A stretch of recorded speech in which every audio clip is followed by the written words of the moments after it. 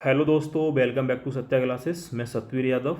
आज हम पढ़ेंगे 8 जुलाई की करंट अफेयर। ठीक है, और डेली की तरह वही है हमारा शुरू के जो आपके 10 से 15 क्वेश्चन रहते हैं लगभग आपके, वो रिवीजन के तौर पर हैं, पिछली करंट अफेयर के हैं। ठीक है, वो आपका एक तरह रिवीजन हो जाएगा और आपको ये भी पता चल जाएगा कि आपने करंट अफेयर में तैयारी की या नहीं की। ठीक है ना। और उसके बाद जो है हमारा करंट अफेयर का पोर्शन रहेगा डेली वाला। और सबसे लास्ट में जो है वो आपके जीके के जो क्विज टाइप में क्वेश्चन है ना, वो रहेंगे जो आपके एग्जाम में पूछेंगे। ये सारे क्वेश्चन आपके एग्जाम में पूछेंगे। लास्ट के जो क्वेश्चन है 15-16 जो भी हैं, ये आपके एग्जाम में आए हुए क्वेश्चन हैं। ठीक है ना, तो इसके बाद में आपको आंसर देने हैं। तो शुरुआत करते हैं हम पहले क्वेश्चन से। और हाँ, जो नए लोग हैं ना, वो चैनल को सब्सक्राइब कर देना। ठीक है ना, और वीडियो अगर पसंद आए तो लाइक कर देना, लास्ट तक देखना। इतनी मैं आपको गारंटी दे रहा हूँ कि आपकी ये जो क्वेश्चन है ना, ये आपके एग्जाम के लिए काफ़ी महत्वपूर्ण क्वेश्चन है। ठीक है ना। तो शुरुआत करते हैं पहले क्वेश्चन से। मैं पढ़ के सुनाऊंगा, बाद में इसके आंसर दूंगा। तो पहला क्वेश्चन था, ईरान की किन महिला पत्रकारों को यूनेस्को ने Guillermo canoe world press freedom पुरस्कार से सम्मानित किया। ठीक है। दूसरा क्वेश्चन है, विश्व बैंक के नए अध्यक्ष कौन बनाए गए हैं। तीसरा क्वेश्चन है, बरसू रिफाइनरी जो विश्व की सबसे बड़ी रिफाइनरी है, ये किस राज्य में है। चौथा क्वेश्चन है, कृषि और किसान कल्याण मंत्रालय ने 2023-24 के लिए कितनी मात्रा में खाद्यान्न उत्पादन का लक्ष्य रखा है। ठीक है। पांचवा क्वेश्चन है, हाल ही में मैन ऑफ द सेंचुरी की उपाधि से किसे सम्मानित किया गया। छठवां क्वेश्चन था, भारत किस देश में एकता बंदरगाह का निर्माण कर रहा है। ठीक है। सातवां क्वेश्चन था कि कौन सा जिला भारत का पहला ओडीएफ प्लस जिला बना है। आठवां क्वेश्चन था, विश्व प्रेस स्वतंत्रता सूचकांक 2023 में भारत की रैंक क्या है। नौवां क्वेश्चन है, किस संगठन के द्वारा चीफ इकोनॉमिस्ट आउटलुक रिपोर्ट जारी की गई है। 10वां क्वेश्चन है, दुनिया में सबसे अधिक कमाई करने वाला एथलीट कौन है। 11वां क्वेश्चन है, बिजनेस रेडी प्रोजेक्ट किस संगठन के द्वारा जारी किया गया। 12वां क्वेश्चन था, भारत के किस शहर में पहली अंडर सी ट्विन टनल का निर्माण किया गया। 13वां क्वेश्चन है, विश्व अस्थमा दिवस 2023 की थीम क्या थी। तो ये आपके 13 क्वेश्चन है। उम्मीद करता हूँ कि कम से कम इसमें आपके जो है 8 क्वेश्चन को आंसर आपको आने चाहिए। तो अनुमान लगा ना कि आपकी करंट अफेयर की तैयारी सही चली है, नहीं तो कोई मतलब नहीं है। ठीक है। अगर इससे नीचे जाता है तो बहुत ज़्यादा खराब रेशियो है। ठीक है, तो 8 तक तो आपको आने चाहिए कम से कम। ठीक है। तो ये आपके वो क्वेश्चन है जो आपके हाईलाइट क्वेश्चन होते हैं, जो एग्जाम में लगभग आपका 100% चांस रहते हैं एग्जाम में आने की। ये वो क्वेश्चन है, फालतू के क्वेश्चन इसमें कोई भी नहीं है। ठीक है ना। तो ये मान लेना, अगर आपका 8 तक स्कोर रहता है तो एवरेज है। ठीक है, अगर तुम्हारा इसको 10 तक है तो बेहतरीन है। ठीक है, 2-3 क्वेश्चन तो वैसे छूट जाते हैं, कोई दिक्कत नहीं है। चलो, तो मैं इसके आंसर बता रहा हूँ, देख लो, आप चेक कर लो। ईरान की किन महिला पत्रकारों को यूनेस्को ने Guillermo canoe world press freedom पुरस्कार से सम्मानित किया। तो 3 महिलाएं थीं। एक का नाम था नीलोफर हमीदी। ठीक है, नीलोफर हमीदी, तो एक महिला ये थी।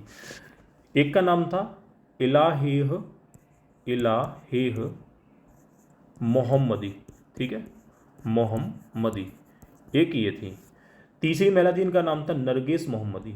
नरगिस मोहम्मदी। ठीक है, मोहम्मदी। तो नीलोफर हमीदी, इलाइह मोहम्मदी और नरगिस मोहम्मदी, तो ये 3 महिलाओं को यूनेस्को ने पत्रकारिता के क्षेत्र का Guillermo canoe world press freedom पुरस्कार दिया था। ठीक है। अगला क्वेश्चन था, विश्व बैंक के नए अध्यक्ष कौन बने हैं। तो ये भारतीय मूल के व्यक्ति, इनका नाम है अजय बंगा। ठीक है, अजय बंगा। इससे पहले डेविस मालपस थे। ठीक है, ये पॉइंट आपको ध्यान रखना है। अगला क्वेश्चन था कि बरसू रिफाइनरी जो विश्व की सबसे बड़ी रिफाइनरी है, किस राज्य में है। तो इसका या तो नाम बरसू आएगा एग्जाम में, या बरसू नहीं आएगा तो एक नाम आएगा रत्नागिरी। ठीक है ना। तो रत्नागिरी जो है ये महाराष्ट्र में है। ठीक है, जो दुनिया की सबसे बड़ी तेल रिफाइनरी है। इससे जो है एक सऊदी अरब की कंपनी, इसका नाम है अरामको। ये सऊदी अरब की सबसे बड़ी तेल कंपनी है। और ये यूए की एक तेल कंपनी, इसका नाम है एडनॉक। क्या नाम है, एडनॉक। तो ये दोनों कंपनियों का 50% शेयर है, बाकी भारतीय जो कंपनी है उनका 50% शेयर है। तो ये भारत के महाराष्ट्र राज्य में बनाई जा रही है, रत्नागिरी में। ठीक है ना, जिसे बोलते हैं बरसू रिफाइनरी, तो बरसू नामक स्थान है, वहाँ बनाई जा रही है। ठीक है, ये पॉइंट आपको ध्यान रखना है। चौथा क्वेश्चन था, कृषि और किसान कल्याण मंत्रालय ने 2023-24 के लिए कितनी मात्रा में खाद्यान्न उत्पादन का लक्ष्य रखा है। तो इसका लक्ष्य रखेगा आपका 332 मिलियन टन। तो ये भारत सरकार का लक्ष्य है कि 2023-24 में इतने खाद्यान्न का उत्पादन हो। ठीक है, और ये 332 ये जो यूनिट दी गई है, ये आपका साइंस में भी ये किसी संबंधी क्वेश्चन बनेगा। देखना, बड़ा प्यारा क्वेश्चन बनेगा। अगर मैं आपसे पूछूं ध्वनि की जो गति होती है वो कितनी होती है, तो ध्वनि की गति जो होती है वो 332 मीटर प्रति सेकंड होती है ना। है ना बच्चा क्वेश्चन। ठीक है, अगला क्वेश्चन देखते हैं। हाल ही में किसे मैन ऑफ द सेंचुरी की उपाधि से सम्मानित किया गया, ठीक है ना। तो ये व्यक्ति थे, इनका नाम था पंडित रामकिशन। क्या नाम है? पंडित रामकिशन। तो पंडित रामकिशन जो हैं इनको मैन ऑफ द सेंचुरी की उपाधि से सम्मानित किया गया था। अगला क्वेश्चन था, भारत किस देश में एकता बंदरगाह का निर्माण कर रहा है? तो एकता नाम का जो बंदरगाह है ये मालदीव में बना रहा है। कहाँ बना रहा है? तो मालदीव में भारत इसे बना रहा है, ये पॉइंट आपको ध्यान रखना है, ठीक है। अगला क्वेश्चन था, कौन सा जिला भारत का पहला ODF प्लस जिला बना है? तो ये केरल का जिला है, इसका नाम है वायनाड, ठीक है। तो वायनाड जो जिला है ये केरल में है, ये भारत का पहला ODF प्लस जिला है, और यहीं से आपके राहुल गांधी कौन थे? सांसद थे, ठीक है, जिनको अनुच्छेद 102 के द्वारा उनकी सदस्यता को रद्द कर दिया गया था, ठीक है। अगला क्वेश्चन है आपका, विश्व प्रेस स्वतंत्रता सूचकांक 2023 में भारत की रैंक क्या है? तो भारत की रैंक है पूरी दुनिया में 161वीं रैंक थी, ठीक है, वर्ल्ड प्रेस फ्रीडम इंडेक्स में। कल मैं आपको करंट अफेयर पढ़ा रहा था 7 तारीख की, तो उसमें शायद एक मिस्टेक हो गई है, ठीक है, और वो शायद मिस्टेक ये थी कि जो आपका जेंडर जो इंडेक्स आया था गैप वाला, उसमें मैंने शायद 126 बोला है, वो आपका 127 है, थोड़ा इसमें करेक्शन कर लेना। तो उसकी रैंकिंग आपकी भारत में थी 127 थी भारत की रैंकिंग, ठीक है। अगला क्वेश्चन था, किस संगठन के द्वारा चीफ इकोनॉमिस्ट आउटलुक रिपोर्ट जारी की गई है? तो ये जो रिपोर्ट है चीफ इकोनॉमिस्ट आउटलुक रिपोर्ट, ये कौन जारी करता है? तो ये विश्व आर्थिक मंच जारी करता है, ध्यान रखना, विश्व आर्थिक मंच। और विश्व आर्थिक मंच जो है, ठीक है, इसका मुख्यालय कहाँ है आपका? दावोस में। तो ये दावोस कहाँ पर है? स्विट्जरलैंड में, ठीक है। अगला क्वेश्चन है, दुनिया में सबसे अधिक कमाई करने वाला एथलीट कौन है? तो ये है क्रिस्टियानो रोनाल्डो, ठीक है। कौन है? Cristiano Ronaldo. तो क्रिस्टियानो रोनाल्डो जो है ये सबसे ज़्यादा कमाई करने वाले दुनिया में एथलीट हैं, ठीक है। अगला क्वेश्चन था आपका कि बिजनेस रेडी प्रोजेक्ट किस संगठन के द्वारा जारी किया गया? तो बिजनेस रेडी प्रोजेक्ट जो था ये आपकी रिपोर्ट जो है ये विश्व बैंक के द्वारा शुरू की गई है, ध्यान रखना, ठीक है। तो विश्व बैंक ने एक आपकी रिपोर्ट बंद कर दी थी, इसका नाम था ease of doing business index. Ease of doing business index वो विश्व बैंक ने जारी कर दी, मतलब ख़त्म कर दी थी। अब इसके स्थान पर उसने जो है बिजनेस रेडी प्रोजेक्ट जो है ये शुरू किया है, किसके द्वारा? विश्व बैंक के द्वारा। अगला क्वेश्चन था कि अगला क्वेश्चन हो जाएगा कि भारत के किस शहर में पहली अंडर सी ट्विन टनल का निर्माण किया गया है? तो ये मुंबई में किया गया, ये ध्यान रखना। मुंबई में जो है 2 आपकी सुरंगें बनाई जा रही हैं पानी के अंदर, ठीक है, तो ये पॉइंट आपको ध्यान रखना है, ठीक है। और मुंबई में आपका जो था वाटर टैक्सी भी चलाई गई थी, भारत की पहली। अगर पूछा जाए कि वाटर टैक्सी कहाँ चलाई गई थी तो ये आपकी मुंबई में थी। अगर ये पूछा जाए कि वाटर मेट्रो कहाँ चलाई गई थी भारत की पहली, तो ये कोचीन में चलाई गई थी, ठीक है ना। अगर ये पूछा जाए कि वाटर आपका अंडर वाटर मेट्रो कहाँ चलाई गई, तो वो चलाई गई थी कोलकाता में, ठीक है, हुगली नदी के नीचे। अगला क्वेश्चन था, विश्व अस्थमा दिवस 2023 की थीम क्या थी? तो विश्व अस्थमा दिवस जो है ये कब मनाया जाता है? ये आपका 2 मई को मनाया जाता है, और इसकी थीम इस साल थी अस्थमा केयर फॉर ऑल, ध्यान रखना, अस्थमा केयर फॉर ऑल। तो ये इसकी क्या थी? थीम थी, ठीक है, ये पॉइंट भी आपको ध्यान रखना है, ठीक है। अस्थमा का संबंध आपका श्वसन संबंधी होता है, ठीक है ना, सांस से संबंधित बीमारी है, तो ये पॉइंट ध्यान रखना है। तो ये आपके 13 क्वेश्चन हो गए। उम्मीद करता हूँ कि इसमें आपके कम से कम आपको 8 क्वेश्चन के आंसर आ रहे होंगे, और 8 के आपको आंसर आ रहे हैं तो आपकी तैयारी सही चल रही है, ठीक है ना। चलो अगला क्वेश्चन देखते हैं। अब इसमें आपकी डेली करंट अफेयर देखते हैं। इसका पहला क्वेश्चन है आपका, वस्तु एवं सेवा कर हर वर्ष कब मनाया जाता है? 4 जुलाई, 3 जुलाई, 1 जुलाई या 2 जुलाई? तो इसका आंसर हो जाएगा आपका 1 जुलाई, यानी वस्तु एवं सेवा कर यानी GST, ठीक है। तो GST जो है ये आपका दिवस जो मनाया जाता है वो 1 जुलाई को मनाया जाता है, ठीक है ना। और भारत में जो GST लागू हुआ था, ठीक है ना, ये कब लागू हुआ था? तो ये 2017 में लागू हुआ था। और GST जो है ये भारत में जो प्रक्रिया अपनाई गई, GST का जो सिस्टम कहाँ से लिया गया? तो ये कनाडा से लिया गया। कहाँ से लिया गया? कनाडा से लिया गया है। और GST में अगर पूछा जाए कि स्लैब कितने हैं तो 4 होते हैं, ठीक है ना। और GST कितने प्रकार की होती है? तो 3 प्रकार की होती है, ये पॉइंट भी आपको ध्यान रखना है, ठीक है। अगला क्वेश्चन देखते हैं। अगला क्वेश्चन था डूरन कप, हाँ GST पूछा जाए किस प्रकार का कर है, तो GST जो है ये आपका अप्रत्यक्ष कर है, ठीक है।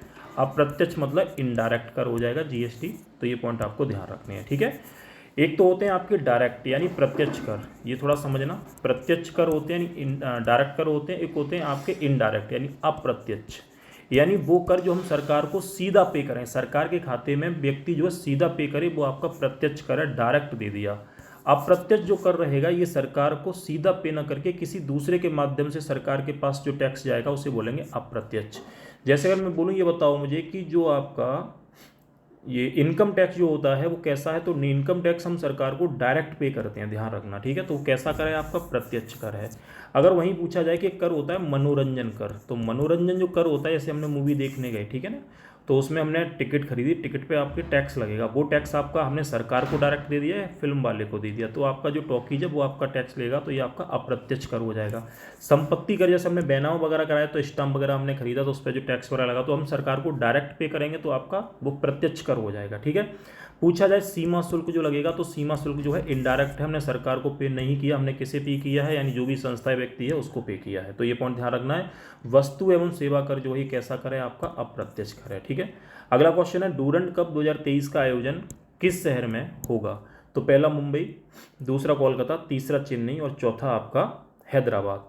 तो इसका सही आंसर हो जाएगा आपका कोलकाता। तो डूरंड कप जो है ये एशिया का सबसे पुराना फुटबॉल कप है, ठीक है, फुटबॉल कप है, भारतीय सेना के द्वारा इसको आयोजित मतलब कराया जाता है, ये पॉइंट आपको ध्यान रखना है, ठीक है ना।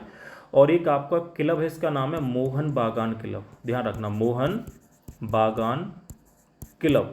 तो मोहन बागान क्लब जो है ये भारत का यानी एशिया का सबसे पुराना फुटबॉल क्लब है। ये कहाँ पर है, ये भी आपका कोलकाता में है, ठीक है। और कोलकाता किस नदी के किनारे है, हुगली नदी के किनारे है। हुगली नदी जो दुनिया की सबसे विश्वासघाती नदी है। अगर ये पूछा जाए भारत की किस नदी को दुनिया की सबसे विश्वासघाती नदी कहते हैं, तो कौन सी हो जाएगी, हुगली हो जाएगी। और हुगली प्रॉपर कोई नदी नहीं है, ये गंगा की एक शाखा है जो फरक्का के पास से गंगा से अलग हो जाती है, दक्षिण की ओर मुड़ जाती है। और सुंदरबन का जो डेल्टा है ना, ये दो नदियों के बीच में है, एक तो आपकी हुगली हो गई और दूसरी हो जाएगी मेघना। तो हुगली और मेघना के बीच में जो डेल्टा पड़ेगा वो सुंदरबन का डेल्टा पड़ेगा, ध्यान रखना, ठीक है। लेकिन सुंदरबन का डेल्टा जो दो नदियां बनाएंगी ना, वो गंगा और ब्रह्मपुत्र दोनों मिलके बनाएंगी, तो ये पॉइंट आपका अलग रहेगा, गंगा और ब्रह्मपुत्र दोनों मिलके बनाएंगी, ठीक है ना, तो ये पॉइंट ध्यान रखना है, ठीक है। और कोलकाता का जो संस्थापक था ये कौन था, ये था आपका जॉब चारनॉक, जॉब चारनॉक। तो ये आपका कोलकाता का संस्थापक था, ठीक है। कोलकाता में आपका हावड़ा ब्रिज है जो हुगली नदी के ऊपर है। और कोलकाता मेट्रो भारत की पहली मेट्रो थी जो शुरू की गई थी। और कोलकाता मेट्रो जो है इसमें आपका अंडर वाटर मेट्रो भी शुरू की जा रही है, ठीक है। अगला क्वेश्चन देखते हैं, तीसरा क्वेश्चन था राष्ट्रीय समुद्री विरासत परिसर किस शहर में स्थापित किया जा रहा है। पहला हजीरा, दूसरा लोथल, तीसरा बनासकंठा, चौथा सूरत। तो इसका आंसर हो जाएगा आपका लोथल। तो लोथल कहाँ पर है, आपका गुजरात में है, ठीक है। यहाँ पर भारत का पहला समुद्री विरासत परिषद बनाया जाएगा, ठीक है। लोथल किस नदी के किनारे है आपका, तो लोथल आपका भोगवा नदी के किनारे है। किस नदी के किनारे है, भोगवा नदी के किनारे है। और ये आपका प्राचीन काल में हड़प्पा सभ्यता का सबसे प्रमुख जो बंदरगाह था वो कौन सा था, लोथल था। लोथल से जो है वो अग्निकुंड के साक्ष्य मिले हैं, ठीक है ना। लोथल से जो है आटा पीसने की जो चक्की होती है ना, उसके साक्ष्य मिले हैं। लोथल से जो है ये चावल के साक्ष्य मिले हैं, ठीक है। किसके मिले हैं, चावल के साक्ष्य में मिले हैं। कहाँ से, लोथल से मिले हैं। तो ये पॉइंट आपको लोथल से ध्यान रखना है। बढ़ते हैं अगले क्वेश्चन की ओर। अगला क्वेश्चन है आपका यूके इंडिया अवार्ड्स 2023 में global Indian icon of the year पुरस्कार 2023 से किसे सम्मानित किया गया। तो पहला मैरी कॉम, दूसरा द्युति चंद, तीसरा मिताली राज या गीता गोपीनाथ। तो इसका सही आंसर है मैरी कॉम। तो मैरी कॉम को जो है global Indian icon of the year के सम्मान से सम्मानित किया। ये कहाँ की हैं, तो ये मणिपुर की हैं। कौन, मैरी कॉम जो है ये बॉक्सर हैं, ध्यान रखना, ठीक है। कहाँ की हैं, मणिपुर की हैं, ठीक है। अगला पॉइंट देखते हैं, पांचवा क्वेश्चन है महाराष्ट्र के किस रेलवे स्टेशन का नाम नेताजी सुभाष चंद्र बोस के नाम पर रखा गया। तो पुणे है, इतवारी, ठाणे या औरंगाबाद। तो इसका आंसर हो जाएगा इतवारी। तो इतवारी रेलवे स्टेशन का नाम जो है नेताजी सुभाष चंद्र बोस के नाम पर रखा गया, जो कहाँ पर है आपका महाराष्ट्र में है, ठीक है। और औरंगाबाद का नाम बदल के संभाजी नगर कर दिया गया है। औरंगाबाद जो है यहाँ पर आपका बीबी का मकबरा भी है, बीबी का मकबरा, ठीक है। किसने बनवाया था, ये बनवाया था औरंगजेब ने। औरंगजेब की कब्र भी कहाँ पर है आपकी, औरंगाबाद में ही है। तो ये पॉइंट भी आपको ध्यान रखना है। और बीबी का जो मकबरा है उसको बोलते हैं दक्कन का ताज, ठीक है, दक्कन का ताज। तो दक्कन का ताज जो है इसे बोलते हैं बीबी का मकबरा। कहाँ पर है आपका? औरंगाबाद। तो ये पॉइंट भी आपको ध्यान रखना है, जो कहाँ पर है आपका? महाराष्ट्र में। ठीक है, तो महाराष्ट्र में है। ठीक है, महाराष्ट्र में एक आपका नृत्य है, इसका नाम है लावड़ी। लावड़ी यहाँ का प्रमुख नृत्य है। महाराष्ट्र का नया साल है, इसे बोलते हैं गुड़ी पाड़वा। गुड़ी पाड़वा या पड़वा महाराष्ट्र का जो है क्या है? प्रमुख नया साल है। महाराष्ट्र में कला है, इसका नाम है रंगोली। तो रंगोली जो कला है ये कहाँ की है? ये महाराष्ट्र की है, ये पॉइंट ध्यान रखना है। ठीक है, और महाराष्ट्र में आपका एक त्यौहार मनाया जाता है काला घोड़ा कला महोत्सव। ये मुंबई में मनाया जाता है, काला घोड़ा कला महोत्सव, ध्यान रखना। और यहाँ पर एक खेल को जो है राज्य की संरक्षण प्रदान कर दिया, इसका नाम है आपका दही हांडी। तो दही हांडी नाम का जो खेल है ना इसको। और अगर ये पूछा जाए कि भारत से सबसे अधिक जो है इलेक्ट्रॉनिक सामान का जो निर्यात हुआ था ये कहाँ से हुआ था, तो ये आपका कहाँ से हुआ था? तमिलनाडु से हुआ था। दूसरे नंबर में महाराष्ट्र था। ठीक है, और महाराष्ट्र जो है इसकी राजधानी क्या है? मुंबई है। और मुंबई का संस्थापक कौन था? गेराल्ड ओंगियार था। मुंबई किस द्वीप पर है? सोलसेट द्वीप पर। सोलसेट द्वीप पर। तो सोलसेट द्वीप पर आपका मुंबई शहर है। और मुंबई किस नदी के किनारे है? मीठी नदी के किनारे है। किस नदी के किनारे है? मीठी नदी, जो कहाँ बहती है? मुंबई में बहती है। ये पॉइंट भी आपको ध्यान रखना है। ठीक है, अगला क्वेश्चन देखते हैं। एशियाई कबड्डी चैंपियनशिप 2023 किस देश ने जीती? पहला भारत है, दूसरा ईरान है, तीसरा पाकिस्तान है, या चौथा दक्षिण कोरिया है? तो इसका आंसर सही हो जाएगा आपका भारत। तो भारत ने जो है ये जीती थी। ठीक है, 9 बार इसका आयोजन हुआ है, 8वीं बार मतलब भारत ने जीता है 8 बार। और इसका आयोजन कहाँ हुआ था? इसका आयोजन हुआ था आपका दक्षिण कोरिया में हुआ था, एशियाई कबड्डी लीग चैंपियनशिप 2023 का। ठीक है, तो ये क्वेश्चन आपके जो थे, ठीक है, करंट अफेयर के थे। केवल 6 क्वेश्चन मिले थे मुझे जो आपके इंपॉर्टेंट थे। ठीक है, जो आपके कैसे थे? इंपॉर्टेंट, जो आपका एग्जाम में पूछा जाता है। अब नेक्स्ट देखते हैं। अब स्टैटिक के जो क्वेश्चन है काफ़ी इंपॉर्टेंट क्वेश्चन है, काफ़ी महत्वपूर्ण क्वेश्चन है, हेल्पफुल क्वेश्चन है, ध्यान रखना एग्जाम की दृष्टि से। ठीक है, तो पहले मैं क्वेश्चन पढ़ के सुनाता हूँ, आपको इसके आंसर देने, और कम से कम इसमें आपको 10 से 12 क्वेश्चन आने चाहिए, 10 तो कम से कम आने चाहिए। ठीक है, तो शुरुआत करते हैं। पहला क्वेश्चन है, रमन सागर पर्वत जो है ये किस सागर में है? दूसरा क्वेश्चन है, टेलीग्राफ का पठार किस महासागर में है? तीसरा क्वेश्चन है, कानन देवन की पहाड़ियां भारत के किस राज्य में है? चौथा क्वेश्चन है, पल्याण पर्वत शिखर भारत में कहाँ स्थित है? पल्याण। पांचवा है, फूमड़ नाम की खेती या फूमड़ नाम के जो द्वीप हैं ये भारत के किस राज्य में है? भारत के किस राज्य में रूट ब्रिज पाए जाते हैं? सातवां क्वेश्चन है, भारत का न्यूनतम ऊंचाई वाला क्षेत्र कौन सा है? आठवां क्वेश्चन हो जाएगा, लक्षद्वीप में द्वीपों की कुल संख्या कितनी है? नौवां क्वेश्चन हो जाएगा, भारत में औसत ऊंचाई किस समुद्र तट से मापी जाती है? 10वां क्वेश्चन है आपका, भारत में तैरता हुआ नेशनल पार्क कौन सा है? 11वां क्वेश्चन है, सेंट लीज द्वीप भारत के किस राज्य में है? 12वां क्वेश्चन है, 1975 के आपातकाल के दौरान भारत के राष्ट्रपति कौन थे? 13वां क्वेश्चन है, किस ग्रंथि को सुपर मास्टर ग्रंथि कहा जाता है? 14वां क्वेश्चन है, ट्रिप्सिन और लाइपेज नामक हार्मोन्स किस रस में पाए जाते हैं? और 15वां क्वेश्चन है, रेडियम जो है वो किससे प्राप्त होता है? और रेडियम की खोज किसने की थी? मैडम क्यूरी ने की थी। तो ये हमारे कितने क्वेश्चन थे? 15 क्वेश्चन थे। कम से कम 10 क्वेश्चन का आपको इसमें आंसर आना चाहिए। तो आने वाला जीएस का जो रेशियो है आपका बहुत बढ़िया है। ठीक है, तो अब मैं इसके आंसर बता रहा हूँ, देख लो। पहला क्वेश्चन था, रमन सागर पर्वत किस सागर में है? तो ये आपका अरब सागर में है। ध्यान रखना, मुंबई से कुछ किलोमीटर दूर पर है। कौन सा? रमन सागर पर्वत। ठीक है, क्वेश्चन पूछा गया एग्जाम में है। अगला क्वेश्चन था, टेलीग्राफ का पठार किस महासागर में? तो टेलीग्राफ का पठार जो है ये उत्तरी अटलांटिक महासागर में है। कहाँ पर है? उत्तरी अटलांटिक महासागर में है। ठीक है, टेलीग्राफ का पठार। ठीक है, अगला क्वेश्चन है, कानन देवन की पहाड़ियाँ भारत के किस राज्य में है? तो कानन देवन की पहाड़ियाँ भारत के केरल राज्य में है।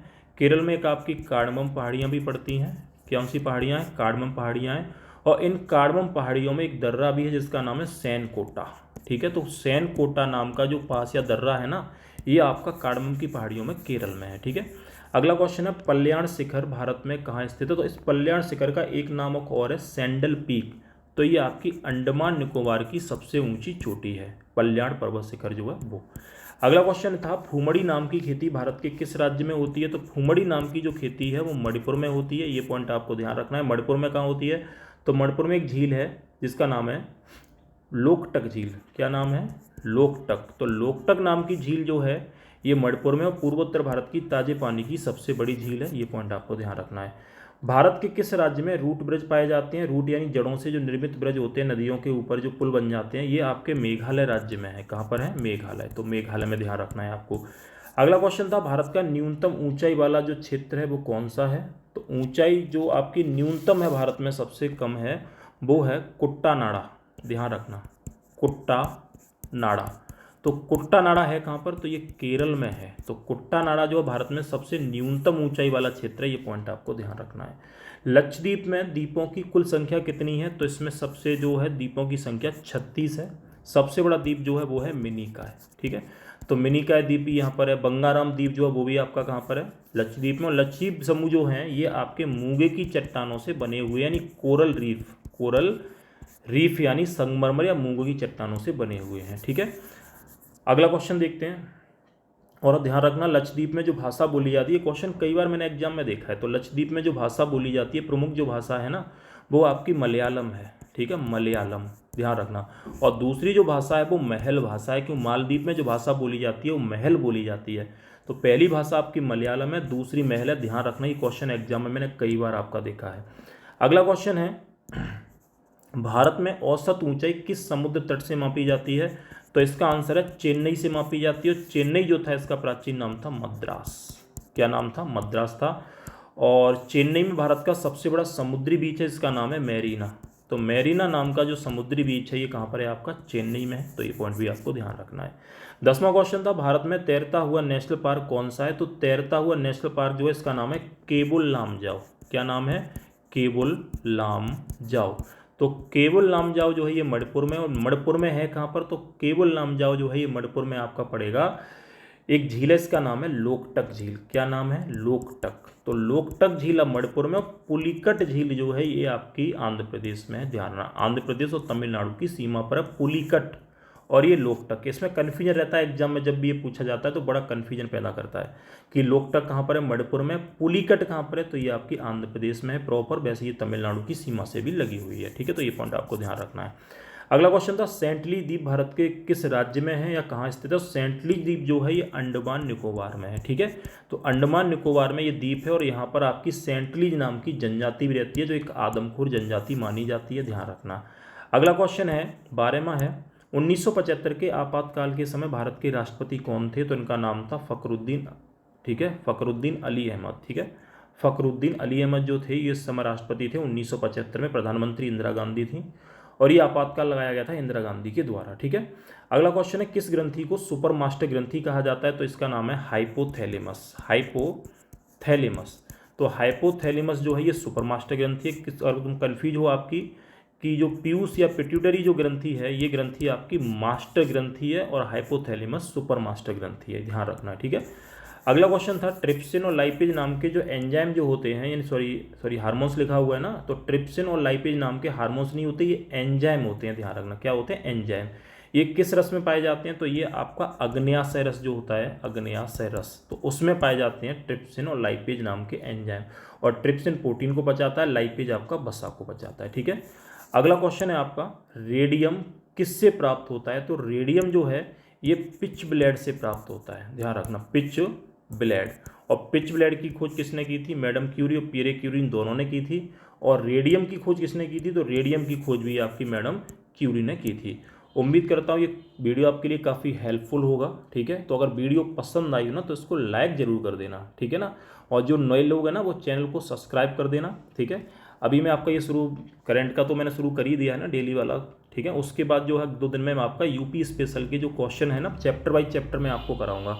और इतनी गारंटी मैं दे रहा हूँ, अगर उत्तर प्रदेश पुलिस में अगर आपका यूपी से संबंधित क्वेश्चन आएगा वो छूटेगा नहीं। तो पहले तो मैं आपको इसी तरीके से कराऊंगा, ऑप्शन टाइप क्वेश्चन आएंगे, बाकी जो है कुछ दिन बाद जो आपका जो है बोर्ड पर जो है बाकायदा वीडियो में जो लाइव होकर आपको यूपी स्पेशल पढ़ाऊँगा अभी, ठीक है। तो उम्मीद करता हूँ, ठीक है, कि आपका मतलब तैयारी सही चल रही होगी। ऐसी तैयारी चलाए रखना, पुलिस की वैकेंसी आपकी अगस्त में तो आ ही जाएंगी, ठीक है ना। और पेपर आपका जो है नवंबर दिसंबर में होना ही होना है। तो बस आप लगे रहो, मेहनत करते रहो, ठीक है ना। यही 3-4 महीने हैं, बस आपका कुछ ना कुछ इसमें क्लियर हो ही जाएगा, ठीक है। तो मिलते हैं कल आपकी अगली वीडियो में, तब तक के लिए थैंक यू, धन्यवाद।